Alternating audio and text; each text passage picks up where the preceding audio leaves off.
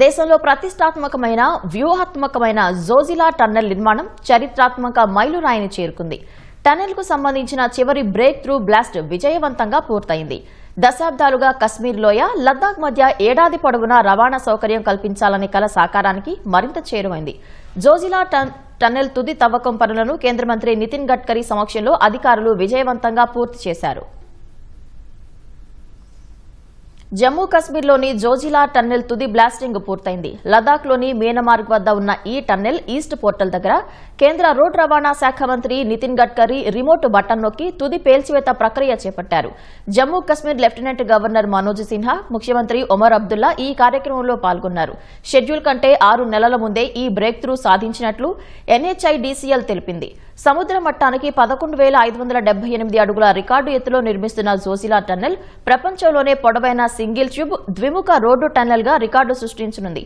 13.153 కిలోమీటర్ల పొడవు, 9.5 మీటర్ల వెడల్పు, 7.57 మీటర్ల ఎత్తుతో గుర్రపు నాడ ఆకారంలో దీనిని నిర్మిస్తున్నారు.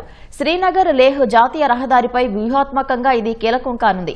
టన్నెల్ అందుబాటులోకి వస్తే శీతాకాలంలో భారీ మంచు కురవటం వల్ల 3 నెలల పాటు మూతపడే జోజిలా పాస్ మీదుగా ప్రయాణించే ఇబ్బందులు తప్పుతాయి.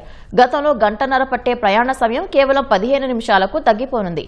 పౌరులకు అత్యవసర పరిస్థితిలో సరిహద్దుల్లోని సైనిక బలగాల వేగవంతమైన కదలికలకు ఎంతో కీలకంగా మారనుంది. ब्रेक थ्रू किधर बढ़ रहा है? करें सर सर एक मिनट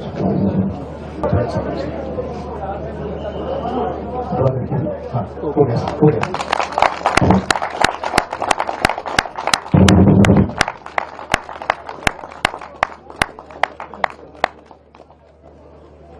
जैसे कि आप सब जानते हैं जोजिला टनल लेकिन హైదరాబాద్ కేంద్రంగా పనిచేస్తున్న Megha engineering and infrastructure limited ఈ క్లిష్టమైన ప్రాజెక్టును నిర్మిస్తోంది.